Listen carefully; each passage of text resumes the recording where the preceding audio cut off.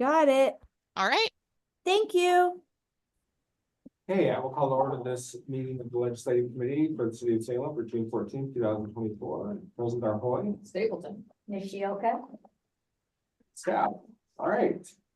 Updates and information sharing, starting with our federal team, Mark and Terry and Kat. Looks like I can't, it's a very small screen.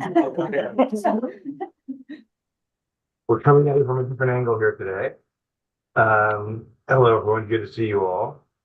It has been, I would say, it's felt like a very, it's felt very busy on Capitol Hill, but there's not really the only thing kind of really going on right now has been trying to deal with the appropriation process. In terms of that, there's a handful of other kind of things going on, but we have a new chair of appropriations, Tom Cole from Oklahoma, and they've been trying to push through some things in the House, but they're in really the same situation they were in last year. They have the spending caps that were agreed to by McCarthy last year, which should make the whole process easy. But Cole has some pressure from his right flank that he has to do much more substantial cuts to appropriations from what happened, what the agreement was last year. The Senate is going to move to market exactly the cuts that they were signed last year, kind of move the process. So I think you'll see a kind of thing where there'll be some brinksmanship, and Cole will do some rather outrageous things and have a lot of trouble passing bills out of his committee or out of the House. But it's mainly just the kind of thing he'll need to do in order to just show, yeah, I'm trying right wing to do what you want, but there's no appetite for it. It can't pass the House. Nothing can happen. And I think, though, I actually am confident this process will move more smoothly than last year, with probably fewer speakers deposed than last year. And we'll kind of get where we end up needing to go. The other kind of news since the last time we would have talked to you all would have been the senators disclosed their appropriations requests. This is not actual money in the bill, but actually projects that were advanced. They requested those projects to begin with. I don't know if I have my complete notes in front of me, but I know that includes 1.518 for the airport terminal that was requested by both U.S. senators, and $1 million for the boardwalk project by both senators as well. Kat, was there another project that they requested, or were those the two? Kat, you're on mute. Those were the two. But then the third was was requested by Salinas. Correct. Yeah. So we're kind of in the game on all the projects, but two on the Senate side and the one with Congresswoman Salinas. So, and that's really been kind of the big thing that's going on here in DC right now, is just kind of maneuvering through all of that. So. Oh, actually, Mark, that was incorrect. The senators did request all three projects. The only thing to note is that they put the airport request in for slightly less than what we had initially requested on the application. They requested $1,598,000 for the airport terminal expansion. Thanks, Scott. Appreciate it. Terry, anything else that I left out there? No, I think that's kind of it. And just to reiterate Mark's point that this is a lot of positioning, kind of just laying down markers in advance of the election in November. They're going to do a lot of just weird bills and weird things to have on the table that both sides can argue about in November. And like Mark said, probably just do some weird machinations to get things through the process, and then at the end of the day come back to a more normal sort of end game, which is what happened with the Ukraine funding and other things in the past several months. It just takes a lot longer than it should, but it's the way that they have seemed to find that they can actually make progress and move things forward. I'll just jump in really quick and make sure everybody knows that third project we're talking about is the Community Violence Reduction Initiative. That has been pushed forward by our delegation as well. So I feel like, you guys comment, but I feel like we're in a pretty unique position to have all three of our priorities advancing. Yeah, no, that's fabulous. No, it's always the kind of thing like we try and put together to give our delegation kind of a menu to choose from of different projects, depending on kind of what their priorities are, what they may want to do. You know, do our best to kind of vet them and try and pick things that we think will meet our delegation where they are with in terms of what the priorities are.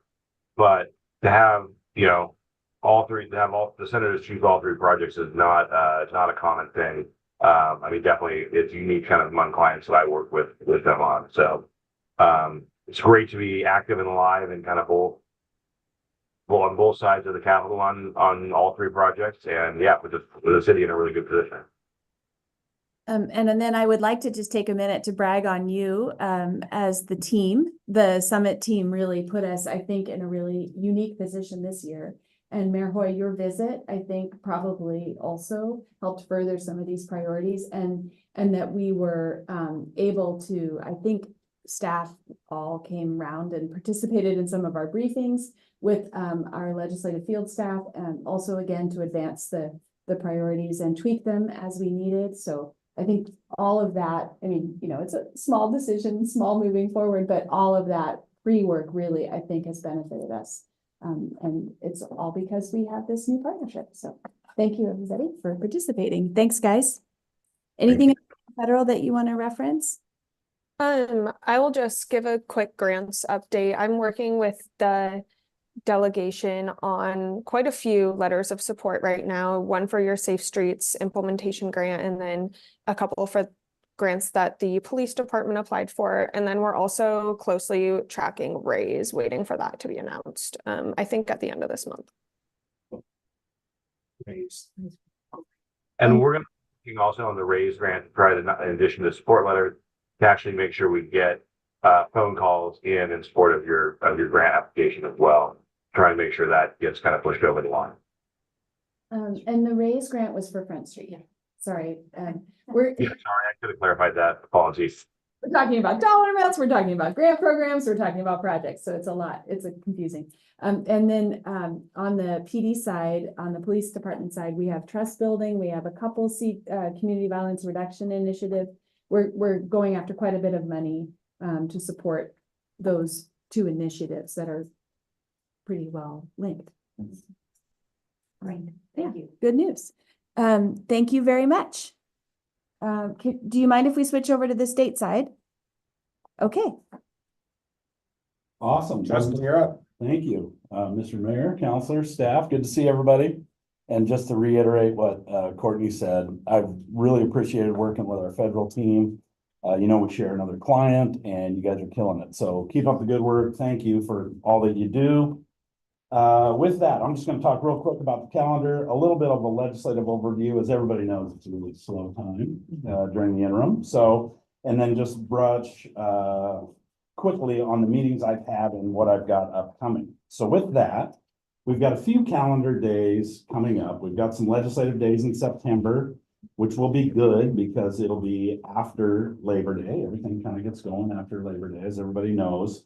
So September 23rd, 24th, 25th, and then there is a deadline that we need to be aware of is LC requests. So whatever we do have, whatever comes out of State Street and some other things that we're working on, we need to make sure to have those in with our delegation by the 27th of September.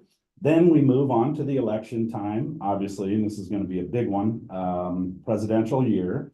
And then we have legislative days again in December, the 10th, the 11th, the 12th, and then there is a filing deadline to get those things through legislative council. So those are two big dates, the 27th of September and the 13th of December. And then stepping back, obviously this is a big election. As folks know, mid-presidential elections, we usually see 55 to 60% turnout, and presidential, we see like 75 to 80%. So these are big. Why I say that is I don't see any change in the makeup of the House or the Senate. I mean, there's a few, 4 or 5 kind of tough races in the House, and there's probably 2 or 3 in the Senate.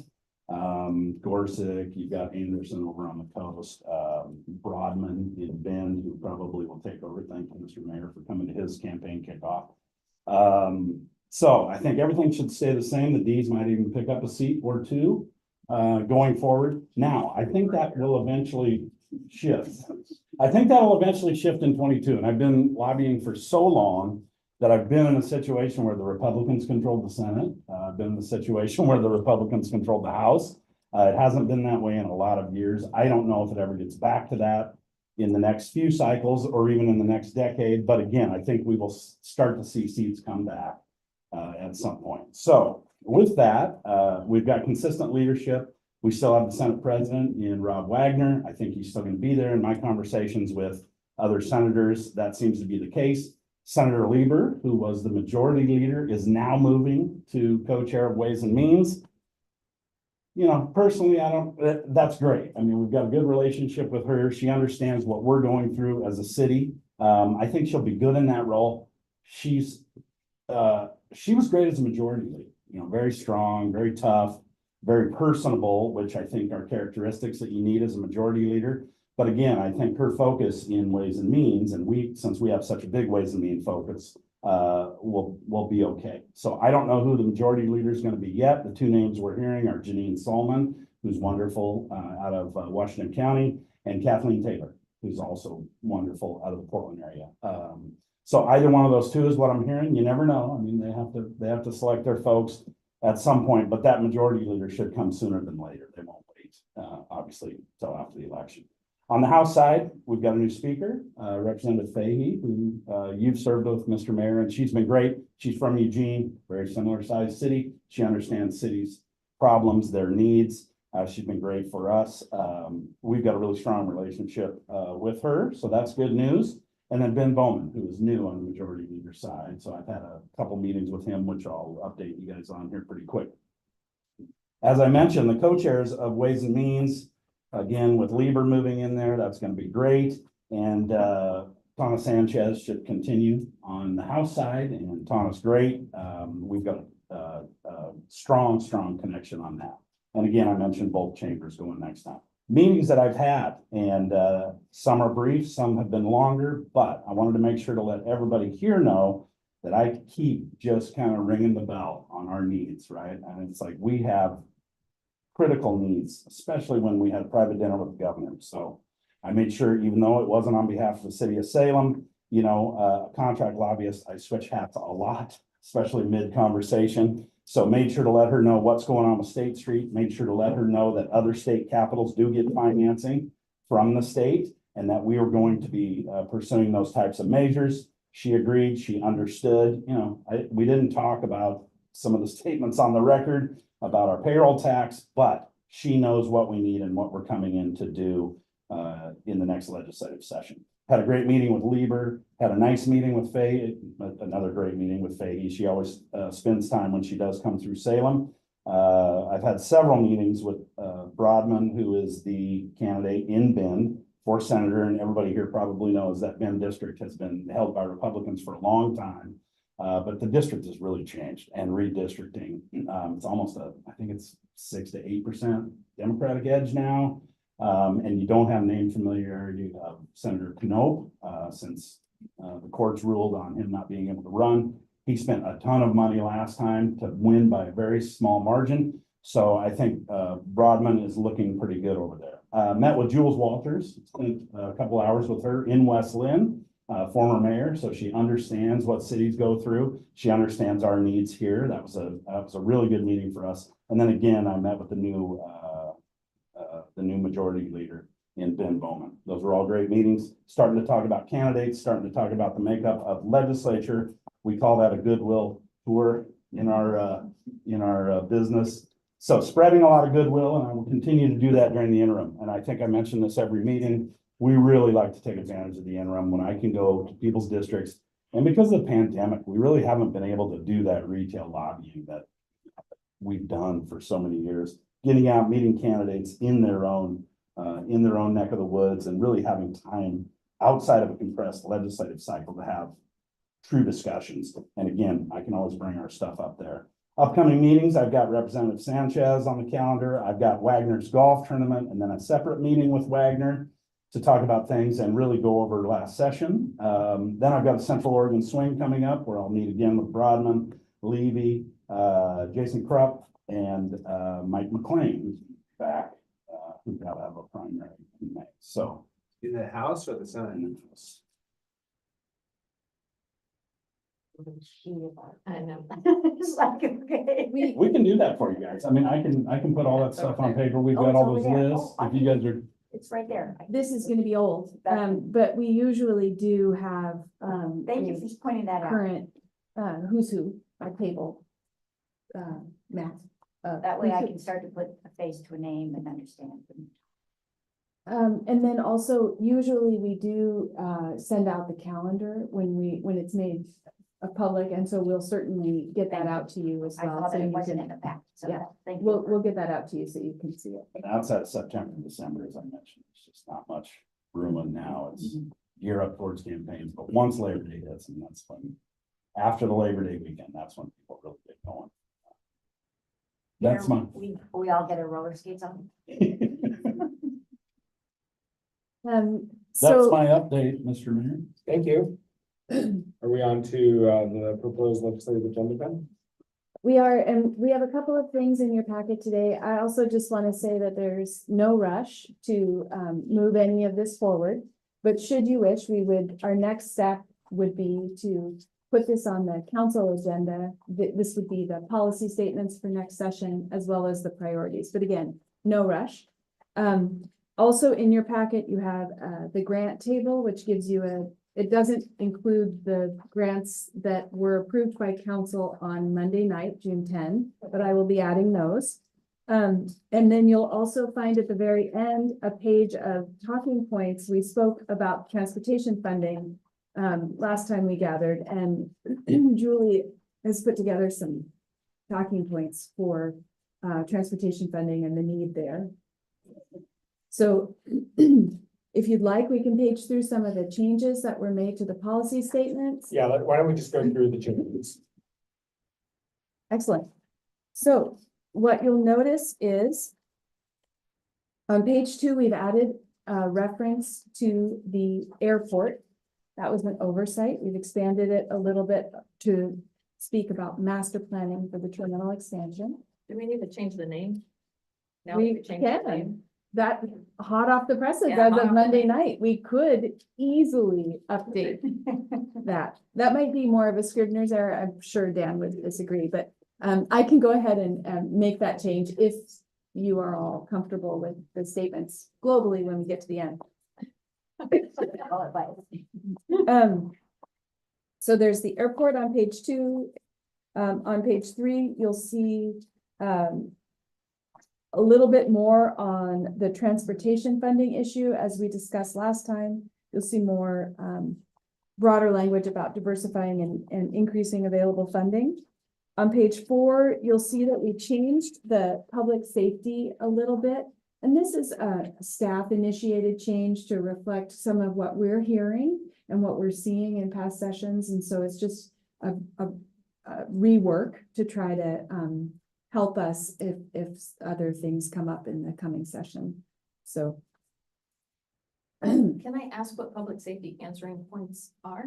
You certainly can, and I know my colleague, oh, sorry, you just Yeah. answered. Okay, 911 thanks. Why do we call it that when everybody would know it as the 911 center? This is, Sorry, I stupid don't- question. I think it'd be a federal issue to call it that, so PSAPs throughout. Okay. they'll- Okay, thanks.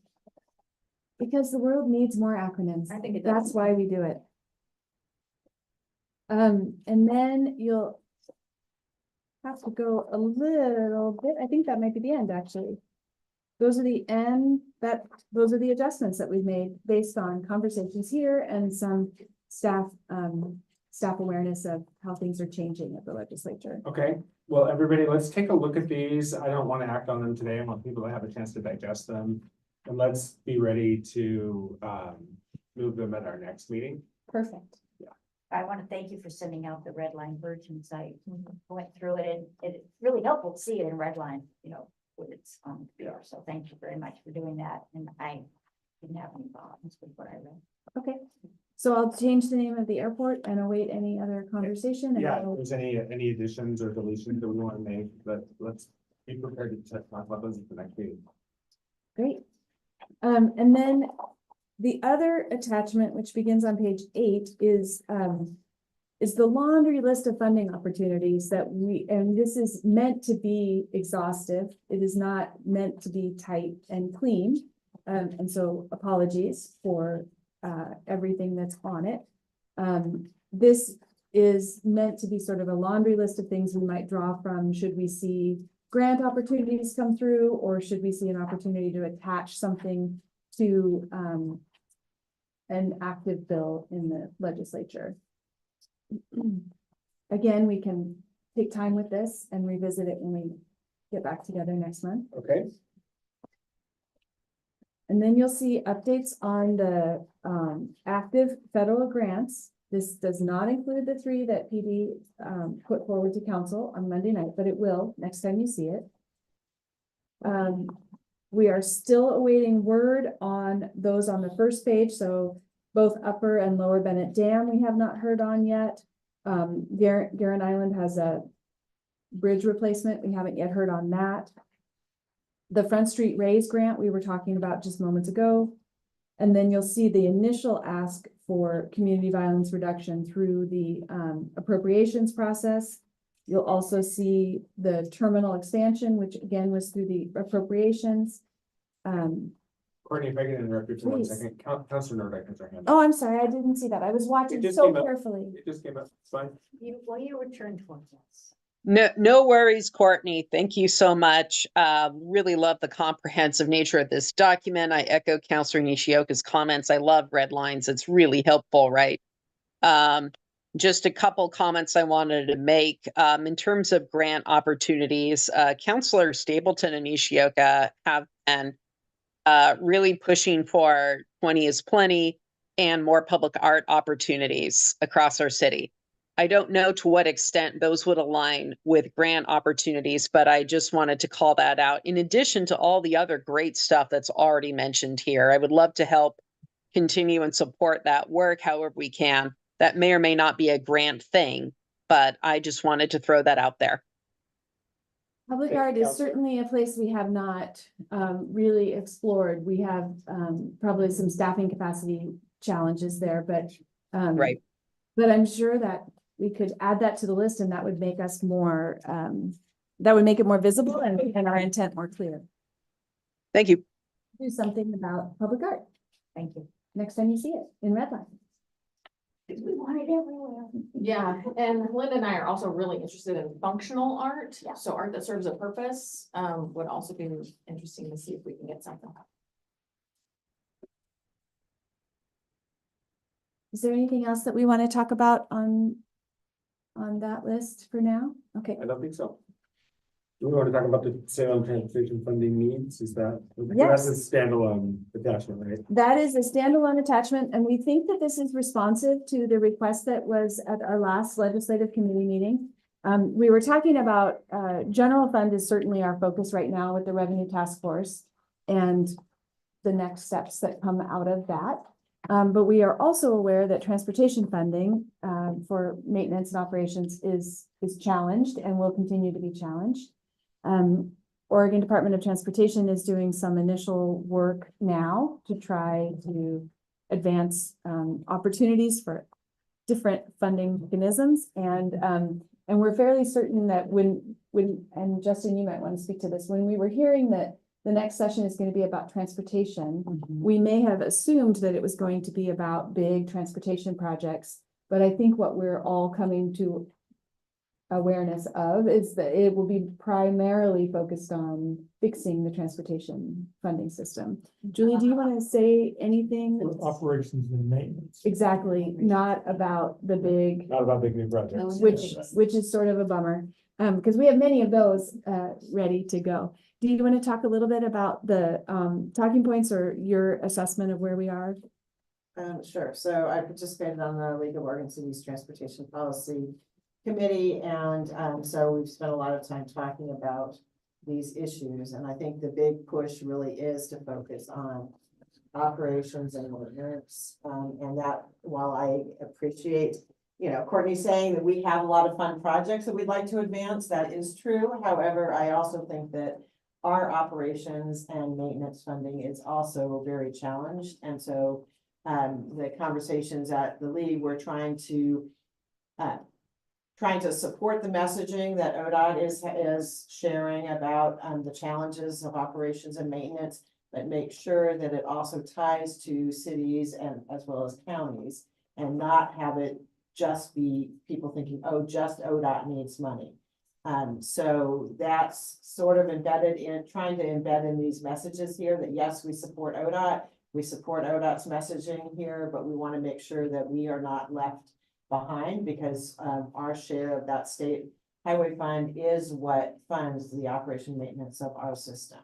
I really feel like that's a great point, Julie, and I hope our communications team can start leveraging that. I mean, because we have the benefit and I think, responsibility, given the fact that the Capitol is in the middle of our city and they drive through all of our pothole-ridden streets to get to that building, that we take advantage of that opportunity and remind people that we rely on that same funding to do our routine maintenance. And the reason that that our streets are in such horrible shape is because the funding isn't adequate.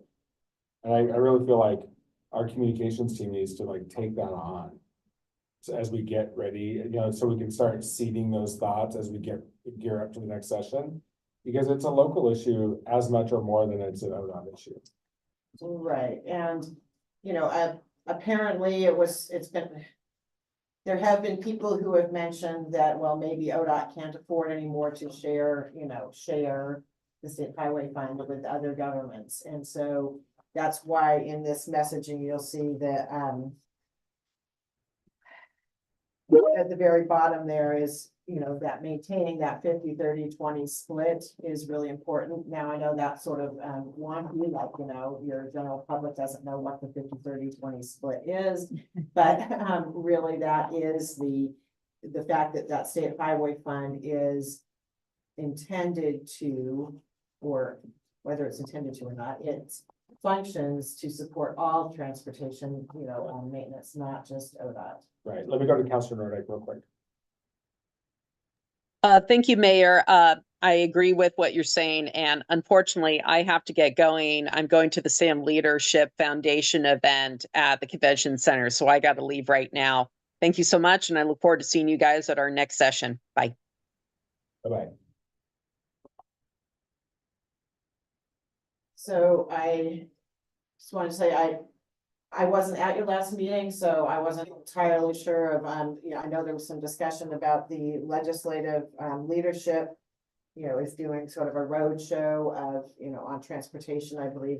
Yeah. Justin spoke about that a lot. I don't know that there's any, what the value is in attending those or not, but I think that having these messages is still helpful in the sense of, if other people are talking to you or if it comes up, things like that. So, but I do have that schedule, and I'm sure Justin has it too, if there is any interest. There is unfortunately no in-person roadshow event in Salem. Right. The closest one, I believe, is Albany. Yeah. There'll be a virtual one in September. I was able to weave some of these into, like, I was at Morningside the other night and talked about, this very issue.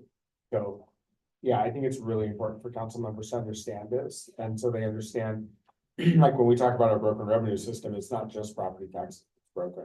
There's several different areas that are. That's a really excellent point, because it's easy to get fixated on one subject matter. So trying to expand that, and I would agree, I think that if we could have some